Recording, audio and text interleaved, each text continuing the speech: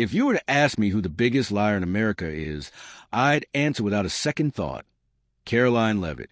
And if you ask me who the most incompetent figure in Trump's administration is, my response would be the same: Caroline Leavitt. At just 27 years old, with a polished resume and a future that seemed full of potential, Caroline could have been something greater. She could have built a legacy defined by integrity, competence, and leadership. But instead, she chose to immerse herself in a sea of lies, clinging desperately to the decaying core Trumpism like a puppet on a string. Day after day, she repeats their propaganda, deflects, distorts, and denies. Caroline Leavitt has become a living example of how far ambition can lead you astray. It's a Monday afternoon in Washington, D.C. The White House press briefing room is packed, the atmosphere thick with anticipation. The low hum of whispered conversations fills the room, blending with the soft clicks of cameras. Veteran journalists from CNN, MSNBC, and the Washington Post fill the front rows, while latecomers squeeze into corners along the walls. There was no room for pleasantries. Everyone knew what today was about. This wasn't just a press conference. It was a battlefield, a showdown between truth and lies. And Caroline Leavitt, whether she was ready for it or not, was about to stand trial. The air was thick with anticipation. Every camera lens, every notepad, every recording device was aimed at the empty podium. Then the door swung open. Caroline Leavitt stepped in. No applause, no warm greeting. Only the cold, unwavering stares of those who saw right through her. She wore her carefully crafted smile, the kind that might have deceived a few dim-witted followers on Fox News. But here in this room, that smile was nothing more than a mask. Even with her grip tight on the podium, her hands trembling ever so slightly, she cleared her throat. Before any journalist could fire their first question, Caroline made her move, the opening gambit. She was on the offensive. Before I take any questions, I want to address something directly. Over the past few days, the left-wing media has been pushing a blatantly false narrative. They want the American people to believe we are in the middle of a constitutional crisis. A ripple of restrained laughter passed through the room. False narrative? Constitutional crisis? Oh, Caroline. They knew better, but they still listened. They had endured enough Trumpian doublespeak to recognize what was coming next. The truth is, she continued, the real crisis is happening in our judicial system. Liberal district judges have abused their power to block the president's lawful executive orders. Power abused? Lawful executive orders? The audacity was staggering. Some journalists exchanged glances. Others scribbled furiously. Everyone knew what those so-called lawful orders entailed. Policies tainted with corruption, cruelty, and deceit. These judges are not impartial defenders of the Constitution. They are political activists in robes. In just the past 14 days, they've issued at least 12 baseless injunctions against this administration. And there it was, the victim card. Poor Trump, the oppressed, under attack by cruel judges who dared uphold the law. But Caroline's monologue wasn't over. Not yet. The American people voted for President Trump, 77 million voices. Yet these injunctions are a direct attack on their will. 77 million. The number hung in the air, thick with manipulation. Convenient, though. How Caroline conveniently left out the millions more who voted against him. But before she could continue, a voice sliced through the air, sharp, direct, and ready to dismantle her every word. Caroline, can you explain why an Associated Press reporter was barred from the Oval Office last night? Was it because they refused to refer to Gulf of Mexico as the Gulf of America, as your administration demanded? Caitlin Collins, a name that needed no introduction. Collins had already taken down some of Trump's best stooges, and today would be no different. She sat with unwavering determination, her gaze fixed on Caroline like a predator eyeing its prey. Caroline's head tilted slightly. For a moment, the mask slipped. The question struck its mark, but Caroline didn't flinch. She clung to the script, the same tired defense of an administration that had long abandoned truth. First, let me be clear. Access to the White House is a privilege, not a right. No one is entitled to it. The classic Trumpian refrain. A privilege, because in this twisted administration, The press was welcomed only when they bent the knee. So, Caroline, are you saying the White House now determines access based on whether a journalist uses the right language? Isn't that directly undermining press freedom? Caitlyn's words cut like a scalpel. The room tensed. Cameras zoomed in. Microphones inched closer. But Caroline, she stood her ground, though the tremor beneath the surface was becoming harder to mask. What we are asking for is accuracy. The Gulf of America is the proper term, formally recognized by the Department of the Interior. Even companies like Google and Apple have updated their maps accordingly. A few chuckles rippled through the room. Google and Apple? Was she serious? The White House could twist tech giants into compliance, sure, but no rebranded label could alter the truth. The Gulf of Mexico was the Gulf of Mexico, and no amount of corporate obedience would change that. So what's next, Caroline? If a journalist refuses to call the Pacific Ocean Trump's ocean, will they be banned too? What about New York? Shall we call it Trump York to ensure access? The room erupted with laughter. But Caitlin Collins's smirk barely shifted. She wasn't done, not by a long shot. Is that the standard now? Comply or be cast out. Because to anyone with even a shred of integrity, it's clear what this is, a shameless attempt to control the press. The air crackled. Caroline's hands clenched around the podium. Every practiced expression, every word rehearsed in front of a mirror, now crumbled under the weight of Collins's relentless barrage. But go ahead, Caroline. Tell us once more how the Gulf of America is real. Maybe next week we'll be drinking Trump water from the newly renamed Trump River. And I'm sure Google and Apple will approve that too, won't they? Silence. Caroline doesn't answer. She can't. The line she had rehearsed, the scripted defenses, none of it matters now. The weight of the questions, the sharpness of the accusations, they're cutting through every carefully maintained facade. But silence never lasts long in this room. Not when journalists sense blood in the water. Caitlin Collins sits back, gaze locked firmly on Caroline. The air is thick, the tension suffocating. No one moves. No one dares to break the moment. Then Jonathan Karl from ABC News does. His voice slices through the room like a blade. Caroline, this isn't the first time the White House has tried to silence the press. In 2018, Jim Acosta's press pass was revoked simply for asking the president tough questions. Is what happened with the Associated Press yesterday just another chapter in the administration's war on dissent? Caroline flinches. The mention of Jim Acosta is a scar that never fully healed for the administration. She grips the podium like a lifeline, trying to steady herself. I think it's important to be clear here, she begins, her voice straining to remain composed. Mr. Acosta was disruptive during that press conference. The decision to revoke his pass was made to maintain order and respect within the White House. Karl doesn't budge.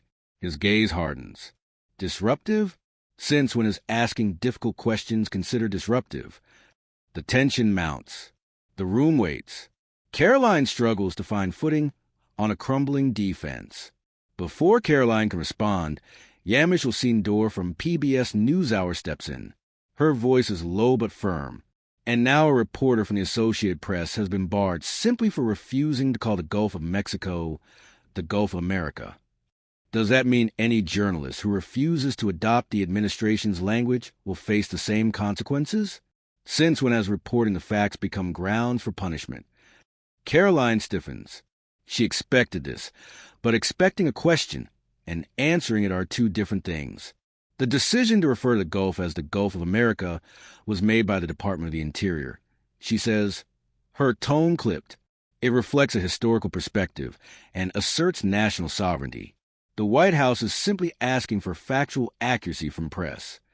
A soft, bitter laugh echoes from the back of the room. Not amusement, but disbelief. Michael Shear from the New York Times leans forward, his voice dripping with sarcasm.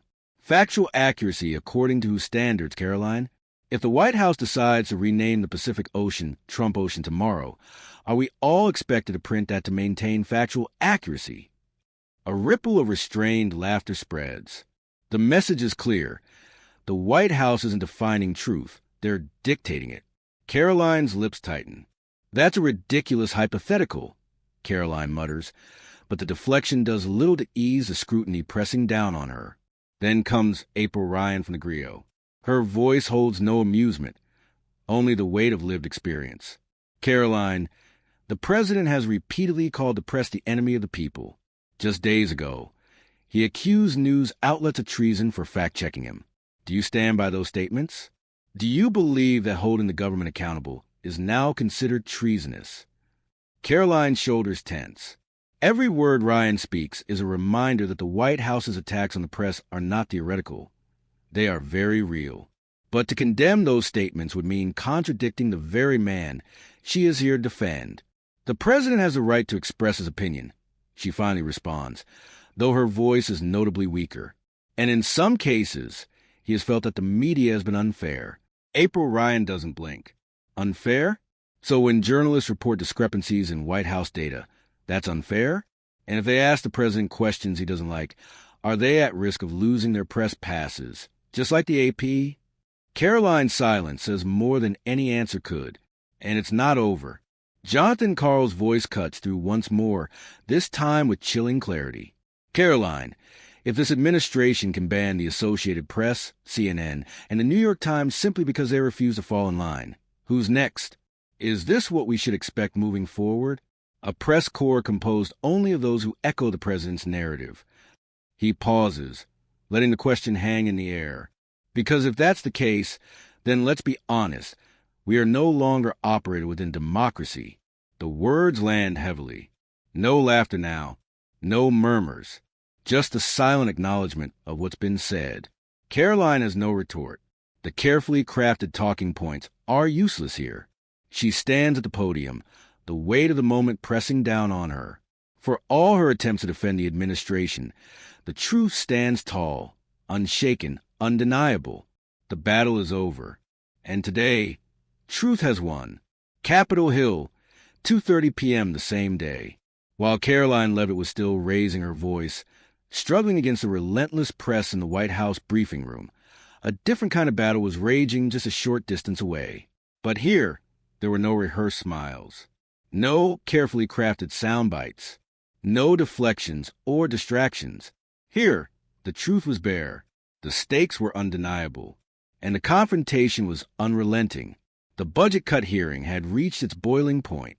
Lawmakers sat in rigid rows, facing off across mahogany tables. Stacks of reports towered around them, pages filled with sterile numbers that masked the weight of their consequences. But despite the formality of the setting, every gaze was locked onto one woman, Jasmine Crockett, a warrior, not the kind who wielded weapons, but one armed with unrelenting truth and unshakable conviction.